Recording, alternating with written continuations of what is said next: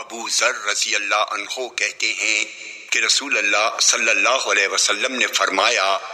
گھر میں داخل ہونے کی اجازت ملنے سے پہلے ہی جس نے دروازے کا پردہ کھسکا کر کسی کے گھر کے اندر جھانکا اور گھر والے کی بیوی کی پردہ دری کی تو اس نے ایک ایسا کام کیا جس کا کرنا اس کے لیے حلال نہ تھا۔ جس وقت اس نے اپنی نگاہ اندر ڈالی تھی، کاش اس وقت اس کا سامنا کسی ایسے شخص سے ہو جاتا جو اس کی دونوں آنکھیں پھوڑ دیتا تو میں اس پر اسے خون بہا نہ دیتا۔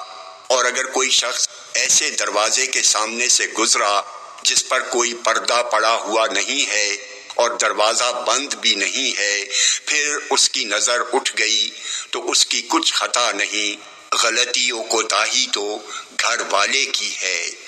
جامع ترمذی حدیث نمبر 2707